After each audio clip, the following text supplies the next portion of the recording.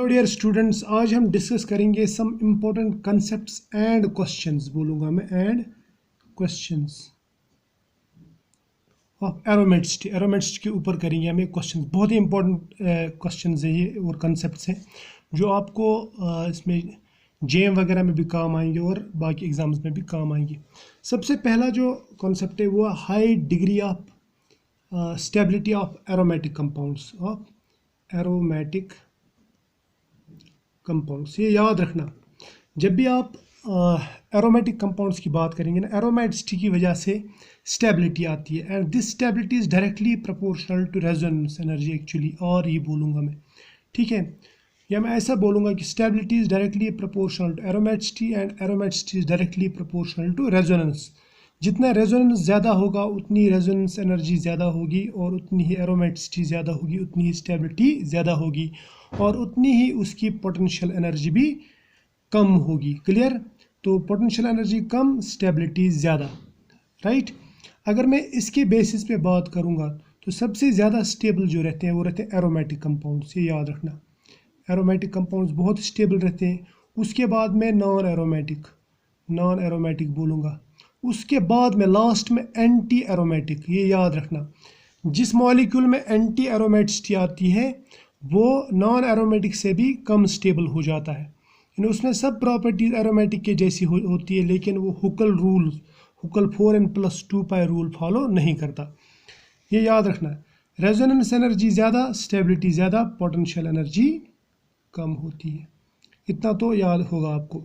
कुछ एग्जांपल्स बताता हूँ मैं आपको। सपोज़ यहाँ पे ये लेंगे पायरोल, थायोफीन या फ्यूरॉन वगैरह और बेंजीन। इनका अगर आप रेजोनेंस एनर्जी में ये करेंगे ना कंपेयर, तो इसकी जो रेजोनेंस एनर्जी रहती है वो रहती है सपोज 21 किलो कैलोरीज पर मोल, जबकि थायोफीन की रहती है 29 किलो कैलोरीज पर मोल। तो मैं बताऊंगा कि इससे ज़्यादा ये स्टेबल है ना। सपोज ये 1 है, ये 2 है, ये 3 है और ये 4 है, राइट। तो इससे ज़्यादा ये स्टेबल है। उसके बाद में अगर मैं फ्यूरॉन की बात करूँगा, ये इससे भी कम स्टेबल है, जबकि बेंजीन इन चारों में सबसे ज़्यादा स्टेबल है। तो मैं फिर ऐसा कहूँगा 4 is more stable then 2, it is more stable then 1, it is more stable then 3। अब क्वेश्चन ये बनता है कि इनमें स्टेबिलिटी कैसे पहचानी जाती है। देखो, जितनी इलेक्ट्रोनेगेटिविटी इस रिंग के हेटेरोएटम की ज़्यादा होगी ना, उतनी उसकी एरोमेटिसिटी कम होती है, क्योंकि इलेक्ट्रोनेगेटिविटी ज़्यादा। तो ये जो लोन पेयर है, ये वाला लोन पेयर, ये रेजोनेंस में पार्टिसिपेट कम करेगा। अगर रेजोनेंस में पार्टिसिपेट कम करेगा, रेजोनेंस कम होगी, रेजोनेंस कम हुई तो एरोमेटिसिटी कम होगी, एरोमेटिसिटी कम होगी तो रेजोनेंस एनर्जी कम होगी, रेजोनेंस एनर्जी कम होगी तो उसकी स्टेबिलिटी भी कम होती है। तो ये oxygen is more electronegative than nitrogen, nitrogen is more electronegative than sulphur. समझ में आया ना? यही वजह है कि ये ज़्यादा इलेक्ट्रोनेगेटिव है तो कम रेजोनेंस होगी यहाँ पे और स्टेबिलिटी भी कम होगी। समझ में आया?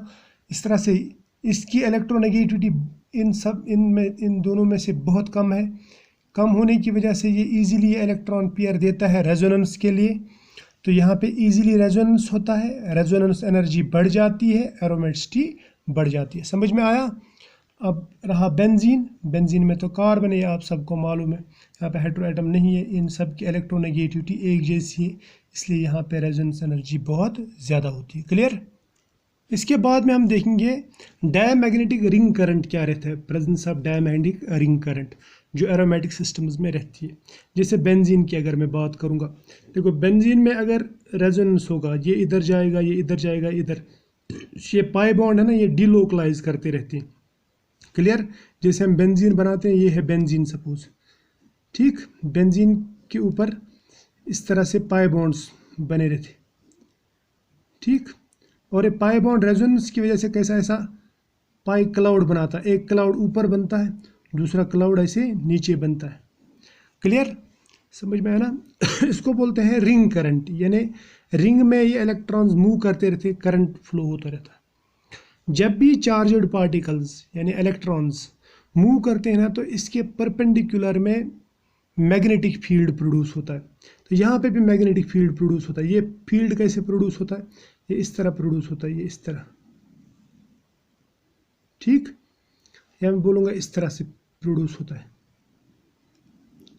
इस फील्ड का डायरेक्शन ऐसे अप टू डाउन, राइट, और फिर यहाँ से फिर अप, ठीक, यानी ऐसे यहाँ से नीचे से फिर ऊपर, नीचे से ऊपर, नीचे इस तरफ से भी नीचे से ऊपर, ये पूरे रिंग में होता है। मान लीजिए ये अगर रिंग है, बेंजीन रिंग, तो इसमें हर तरफ से ऐसा ही होगा, up down up down up down, ऐसे मैग्नेटिक फील्ड प्रोड्यूस मतलब ये करेगा अपने आप को सर्कुलेट, यानी करंट ऐसे चल रही है, इसके परपेंडिकुलर मैग्नेटिक फील्ड चलेगा। क्लियर, ये समझ में आया? तो इससे क्या होता है, देखो ये जो है ना, अगर इसके ऊपर हम अप्लाइड मैग्नेटिक फील्ड डाल देंगे, मान लीजिए हमने मैग्नेटिक फील्ड अप्लाई किया, इसको मैं बोलूँगा B0 और H0, इसकी डायरेक्शन क्या है, फ्रॉम डाउन टू अप, ये अपवर्ड्स जा रहा है, ठीक। जब मैं ये फील्ड अप्लाई करूँगा तो यहाँ बाहर से जो मैग्नेटिक फील्ड है इस रिंग का, ठीक, ये भी अप जा रहा है, तो मैं बोलूँगा बाहर से magnetic field external magnetic field की ही ओरिएंटेशन में चल रहा, तो मैं बोलूँगा ये वाला मैग्नेटिक फील्ड अपने आप को इसके साथ अलाइन करता है। जबकि अगर मैं रिंग के अंदर देखूँ, रिंग के अंदर यहाँ पे मैग्नेटिक फील्ड डाउनवर्ड्स मूव हो रहा है, ऐसे नीचे नीचे जा रहा, अपोजिट डायरेक्शन में जा रहा। क्लियर, तो यहाँ पे जो मैग्नेटिक फील्ड है वो डाउन जा रहा है, जबकि यहाँ पे मैग्नेटिक फील्ड अप जा रहा बाहर से। तो मैं बोलूँगा बाहर का जो मैग्नेटिक फील्ड है, it is in alignment with external magnetic field. समझ में आया ना? इसको मैं बोलूँगा ये मैग्नेटिक फील्ड के साथ चल रहा है, यानी मैग्नेटिक फील्ड को ये अट्रैक्ट कर रहा है बाहर से। इसको मैं बोलूँगा ये है पैरामैग्नेटिक रीजन। क्या है ये? Paramagnetic reason. ये कोई अपोजिशन नहीं दिखा रहा। लेकिन सेंटर की अगर हम बात करेंगे, सेंटर बिल्कुल अपोजिट डायरेक्शन में जा रहा, यानी यहाँ पे एक्सटर्नल मैग्नेटिक फील्ड के साथ में ये रिपल करेगा, रिपल्शन होगी। इसको मैं बोलूँगा ये डायामैग्नेटिक रीजन। ठीक है, समझ में आया ना? यानी इसका मतलब यहाँ पे हमें ज़्यादा मैग्नेटिक फील्ड लगेगा, यानी अप फील्ड, मैं इसको बोलूँगा अप फील्ड रीजन। सेंटर का फील्ड जो है वो अप फील्ड रीजन। जबकि साइड से जो है, साइड से यानी बाहर से ये पैरामैग्नेटिक यानी इसके साथ में जा रहा है ना, तो मैं इसको बोलूँगा ये जो है, ये है डाउन फील्ड रीजन।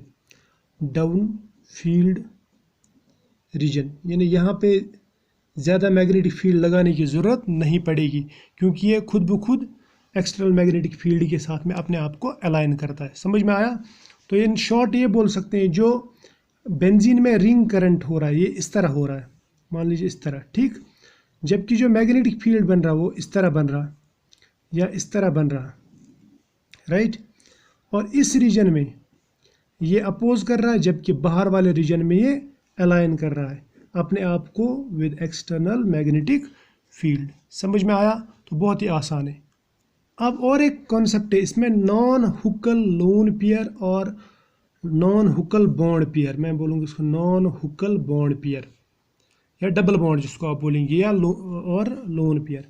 ये वो लोन पेयर है या बॉन्ड पेयर है जो हुकल रूल में काउंट नहीं होता। फॉर एग्जांपल इसकी बात करेंगे, ये जो रिंग है ना, इसमें कितने पाई बॉन्ड्स? 1 2 3 4 5। इसका मतलब इसमें 10 पाई इलेक्ट्रॉन्स है। तो इसका मतलब ये 4n+2 जो है वो 10 के बराबर आएगा, यानी n is equal to 10 - 2 divide by 4, that is equal to 8 divide by 4 equal to 2। इसके हिसाब से n जो है वो एक इंटीजर आ गया है ना, तो ये फिर एरोमेटिक है ना, एरोमेटिक। लेकिन अगर मैं ये लोन पेयर भी इसमें इन्वॉल्व करूं तो ये एरोमेटिक नहीं होता, इसलिए ये जो लोन पेयर है ये इसमें इन्वॉल्व नहीं की जाती है। ये सिस्टम एरोमेटिक है, इसमें इन्वॉल्व नहीं होगा रेजोनेंस में। इसको हम बोलते हैं नॉन हुकल लोन पेयर। इसी तरह से यहाँ पे जो बॉन्ड्स हैं, देखो pi bond pi bond pi bond pi bond pi bond pi bond, कितने पाई बॉन्ड है यहाँ पे? 2 तो 4, 4 और 2 8, 8 दूनी कितना होता है? 16 है ना। ये जो है ना यहाँ पे देखो, इसके हिसाब से अगर देखेंगे 2 पाई इलेक्ट्रॉन, 2 और 2 4, 2 6, 2 8, 8 और 10, 10 और 2 12, सॉरी 12, 12 है ना ये, क्लियर। क्योंकि यहाँ पे फिर से दिखाता हूँ मैं, 1 बॉन्ड 2 3 4 5 6 बॉन्ड से 6 pi bonds. 6 pi bond means 12 pi electron, 12 pi electron, समझ में आया। इसमें ये जो पाई इलेक्ट्रॉन है ना, ये रेजोनेंस में इन्वॉल्व होते हैं, जबकि ये वाला रेजोनेंस में इन्वॉल्व नहीं होता, इस वाले रेजोनेंस में। यानी यहाँ से रिंग करंट ऐसे चलेगा बाहर बाहर से, सेंटर वाला इसमें इन्वॉल्व नहीं होगा। इसलिए हम इसको कहते हैं, ये वाला जो पाई बॉन्ड है, इसको हम कहते हैं नॉन हुकल डबल बॉन्ड। क्या कहते हैं? नॉन हुकल डबल बॉन्ड, यानी इसको हम काउंट नहीं करते। ठीक है, ये हो गया concept clear. Non Huckel lone pair, non Huckel double bond क्या होता है, यानी जो रेजोनेंस में हम काउंट नहीं करते या इन्वॉल्व नहीं होता। क्लियर। अब क्वेश्चन यहाँ पे है, और एक बहुत important question, which of the following is more stable, इन दोनों में से ज़्यादा स्टेबल कौन है। देखो, सबसे पहले मैं आपको बताऊं, इसमें double bond, single bond, negative charge, फिर सिंगल बॉन्ड है ना, फिर double bond, so there is resonance, it is cyclic system, resonance is there. ये प्लेनर है, इसमें कंजुगेशन है। लेकिन इसमें टोटल जो इलेक्ट्रॉन्स हैं जो रेजोनेंस में इन्वॉल्व होंगे, वो ये दो और ये दो कितने होते हैं? 4। सो 4n+2 इज इक्वल टू 4, यानी n is equal to 4 - 2 divide by 4, that is 2 divide by 4, यानी 1/2, यानी हाफ आता है। यानी इसका मतलब ये एरोमेटिक नहीं है, ये हुकल रूल फॉलो नहीं करता। क्लियर। अब हम इसके बारे में बात करेंगे इसके बारे में बात करेंगे। ये देखो, इसमें double bond, single bond, double bond, single bond, फिर नेगेटिव चार्ज, फिर सिंगल बॉन्ड, फिर डबल बॉन्ड, फिर सिंगल, यानी इसमें भी ऐसा ही है कि इसमें भी टोटल मिला के 8 आते, इसमें 4 आ गए, इसमें 8, तो ये भी हुकल रूल फॉलो नहीं करेगा। फिर दोनों में ज़्यादा स्टेबल कौन है, समझ में आया ना। याद रखना, जो बड़ा होगा ना उसमें ज़्यादा रेजोनेंस होगा। क्लियर, समझ में आया, रेजोनेंस ज़्यादा होगा, ये समझ में आया ना, ये बड़ा भी है, रेजोनेंस भी ज़्यादा है। अब ये दोनों जो है ना, ये दोनों अगर आप देखेंगे, इसमें 4 इलेक्ट्रॉन्स आएंगे, 4 पाई इलेक्ट्रॉन्स, इसमें आएंगे 8 पाई इलेक्ट्रॉन्स। इसके हिसाब से दोनों 4n pi electron rule follow करते हैं, यानी दोनों ये एंटी एरोमेटिक है, ये भी एंटी एरोमेटिक, ये भी एंटी एरोमेटिक। लेकिन एंटी एरोमेटिक में वो वाला सबसे ज़्यादा एंटी एरोमेटिक रहता है जो ज़्यादा प्लेनर रहता है। ये ज़्यादा प्लेनर है, क्यों? क्योंकि इसमें सिर्फ 3 मेंबर रिंग है, ये अपने आप को बेंड नहीं कर सकता, जबकि इसमें बेंड होने के चांसेस हैं, यहाँ पे बेंड हो सकता है, यानी थोड़ा सा अपने आप को ऐसे टिल्ट करके एडजस्ट कर सकता है, समझ में आया ना। तो ये अपने आप को एडजस्ट कर सकता है इस तरह से। क्लियर। जबकि यहाँ पे इसमें एडजस्ट नहीं होगा। Clear. So it is more anti aromatic, मैं इसको बोलूँगा मोर एंटी एरोमेटिक, क्योंकि ज़्यादा प्लेन है। ये लेस एंटी एरोमेटिक है, इसलिए ये ज़्यादा स्टेबल है, ये कम स्टेबल है। और इसमें भी याद रखना, यहाँ पे जो नॉन हुकल लोन पेयर है या नॉन हुकल डबल बॉन्ड है, ये हम वो वाले डबल बॉन्ड या लोन पेयर लेते हैं जो सेंटर में रहता है, जो काउंट नहीं होता। बाद में चाहे मॉलिक्यूल एरोमेटिक बन जाए या एंटी एरोमेटिक बन जाए, उससे हमें मतलब नहीं है। क्लियर। यहाँ तक तो हो गया सॉल्व। अब हम नेक्स्ट क्वेश्चन देखते हैं। इन मॉलिक्यूल्स को देखो, ये जो मॉलिक्यूल है ना, ये बोल रहा है कि ये नॉन एरोमेटिक है, ये एरोमेटिक है, इसको भी इसने कहा एरोमेटिक, इसको भी कहा एरोमेटिक, ये मैं समझा दूंगा ये क्या है एरोमेटिक। और ये जो मॉलिक्यूल ये भी एरोमेटिक है, हमें बताना है क्यों। देखो, सबसे पहले एरोमेटिसिटी के लिए जो ना 4n+2 pi electron rule follow होना चाहिए, कंजुगेशन होनी चाहिए, इन सब में वो है 4n+2 pi electron rule follow होता है। लेकिन ये फिर एरोमेटिक क्यों नहीं? देखो इसमें क्या होता है, यहाँ पे ट्रांस प्रोटॉन है, ट्रांस प्रोटॉन बोलते हैं इनको, ठीक है।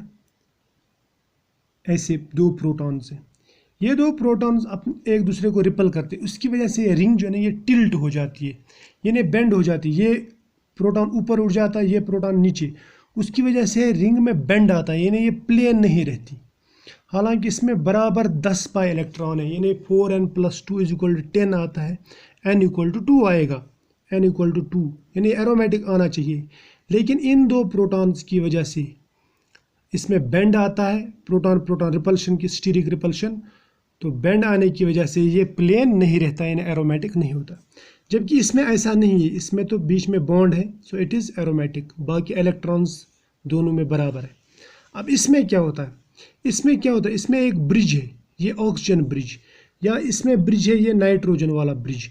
ये ब्रिज जो है ना, ये प्लेन से ऊपर उठा है, यानी ऊपर चला गया है। ऊपर चलने की वजह से क्या होता है, बाकी पूरा सिस्टम प्लेन रहता है। ये वाला प्लेन है, ये भी प्लेन है, सिर्फ नाइट्रोजन और ऑक्सीजन ये रिंग से ऊपर उठे हैं। समझ में है ना? यानी इस ब्रिज की वजह से, यहाँ पे जो ब्रिज बन गया ना,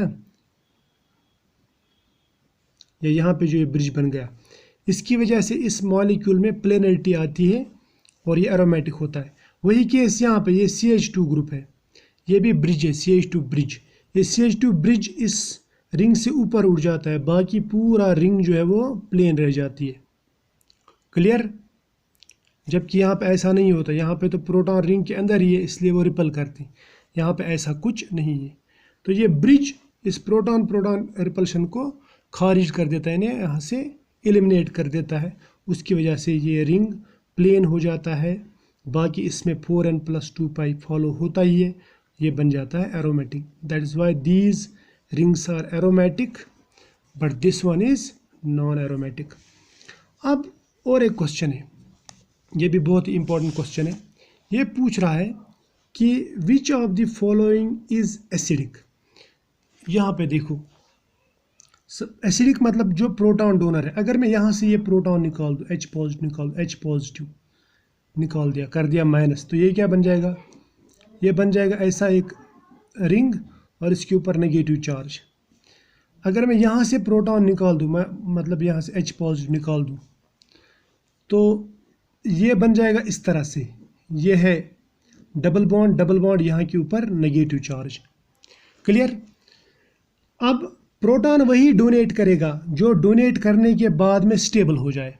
समझ में आया ना? अब देखो, ये अगर प्रोटॉन डोनेट करेगा, ये बन जाएगा दिस नेगेटिव साइक्लोप्रोपिनाइल एनायन। इसमें आ जाते हैं double bond, single bond, loan sorry negative charge, यानी 4 पाई इलेक्ट्रॉन इन कंजुगेशन आते हैं। तो इसका मतलब ये बन जाता है एंटी एरोमेटिक, यानी ये 4n पाई इलेक्ट्रॉन रूल जो है ना वो फॉलो करेगा। जबकि इसमें 2 और 2 4 और 2 6 पाई इलेक्ट्रॉन रूल फॉलो करता है, यानी वो बन जाएगा 4n+2 = 6 पाई इलेक्ट्रॉन। ये याद रखना, ये बन जाता है एरोमेटिक, ये बन जाता है एंटी एरोमेटिक। अब दोनों में ज़्यादा स्टेबल कौन है? एरोमेटिक ज़्यादा स्टेबल है, एंटी एरोमेटिक कम स्टेबल है। तो जो ज़्यादा स्टेबल होगा वही बनेगा, जो कम स्टेबल होगा वो नहीं बनेगा। इसका मतलब इसने अगर प्रोटॉन दे दिया तो ये स्टेबल बन जाएगा, एरोमेटिक बन जाएगा। तो इसका मतलब ये इजीली प्रोटॉन देगा। जो इजीली प्रोटॉन देता है वो होता है मोर एसिडिक। क्लियर?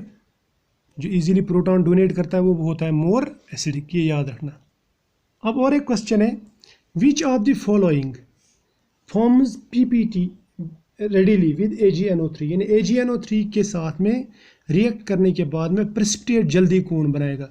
ये याद रखना, AgNO3 जब भी किसी क्लोराइड के साथ में हम रिएक्ट कराते हैं ना, या क्लोराइड या ब्रोमाइड के साथ में, तो वो बनाता है AgCl या AgBr या AgI। तो ये बनता है PPT, यानी प्रेसिपिटेट बनाता है। सिल्वर नाइट्रेट तो सॉल्युबल रहता है, लेकिन सिल्वर हैलाइड सॉल्युबल नहीं रहता वाटर में। प्रेसिपिटेट का मतलब ये है कि ये Ag कौन सा वाला क्लोराइड निकालेगा, इसमें से निकालेगा कि इसमें से निकालेगा। सपोज अगर इसने इसमें से क्लोराइड निकाल दिया, ये बन जाएगा AgCl, राइट। और पीछे क्या रह जाएगा? पीछे रह जाएगा ये रिंग, डबल बॉन्ड, यहाँ पे होगा नेगेटिव चार्ज, राइट है, सॉरी पॉजिटिव चार्ज, क्योंकि ये Cl नेगेटिव निकालेगा, क्लोराइड मैंने कहा Cl नेगेटिव, सॉरी। तो इसके ऊपर आएगा पॉजिटिव चार्ज। अब अगर इसने यहाँ से निकाल दे Ag पॉजिटिव Cl नेगेटिव, ये बन जाएगा AgCl, राइट। यहाँ पे रह जाएगा ये रिंग, ठीक, डबल बॉन्ड, इसके ऊपर आएगा पॉजिटिव चार्ज। अब इन दोनों में जो ज़्यादा स्टेबल होगा वही जल्दी बनेगा। देखो इसमें आता है 2 और 2 4 इलेक्ट्रॉन और ये पॉजिटिव चार्ज, यानी इसमें कंजुगेशन तो आता है लेकिन 4 पाई इलेक्ट्रॉन आते हैं। अगर आप 4n+2 इस पे ये करोगे अप्लाई तो इसमें अप्लाई नहीं होगा, लेकिन 4n pi electron rule apply होगा। सो इट बिकम्स एंटी एरोमेटिक, जबकि ये बन जाएगा एरोमेटिक क्योंकि इसमें 6 पाई इलेक्ट्रॉन आते हैं एंड इन कंजुगेशन। क्लियर? तो इसका मतलब ये ज़्यादा स्टेबल है, ये जल्दी बनेगा, ये जल्दी नहीं बनेगा। जो जल्दी बनेगा वो जल्दी क्लोराइड लूज़ करेगा, जो जल्दी नहीं बन सकता, जो अनस्टेबल रहेगा, वो जल्दी क्लोराइड लूज़ भी नहीं करेगा। इसका मतलब ये वाला क्लोराइड जल्दी लूज़ करेगा और ये जल्दी प्रेसिपिटेट बनाएगा। यहाँ पे पीपीटी जल्दी बनेगा। समझ में आया? क्लियर? यानी जिसका कैटायन ज़्यादा स्टेबल बनेगा वही अपना क्लोराइड जल्दी देगा। तो यहाँ पे ये क्लोराइड इसीलिए जल्दी देता है क्योंकि देने के बाद में Cl नेगेटिव देने के बाद में इस पे जो पॉजिटिव चार्ज आता है, इस पॉजिटिव चार्ज की वजह से इसमें एरोमेटिसिटी आ जाती है, यानी ये स्टेबल हो जाता है। क्लियर? अब ये है ये मॉलिक्यूल और एक इसको बोलते हैं कैलिकोन। ये बोलता है कि ये पोलर भी है और स्टेबल भी है। वाई? क्यों पोलर भी और स्टेबल भी? अब देखो एज सच अगर आप इसको देखोगे तो ये आपको पोलर नज़र नहीं आएगा, लेकिन अगर मैं इसमें ये रेजोनेंस कर दूँ इस तरह, देखो ये बॉन्ड इधर शिफ्ट हो गया तो मुझे और एक रेजोनेटिंग स्ट्रक्चर मिलेगा इसका। वो रेजोनेटिंग स्ट्रक्चर इस तरह होगा।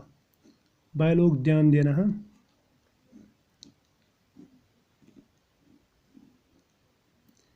ये पाई बॉन्ड जो ना, ये पाई बॉन्ड ये इधर शिफ्ट हुआ, इसका मतलब इसने लूज़ किया।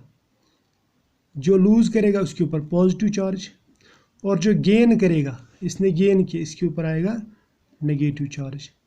यहाँ पे डबल बॉन्ड, यहाँ पे डबल बॉन्ड। अब आप इस रिंग को देखो, यहाँ पे double bond, single bond, double bond, single bond, negative charge, single bond, फिर डबल बॉन्ड। और टोटल इलेक्ट्रॉन्स कितने आते हैं रेजोनेंस में?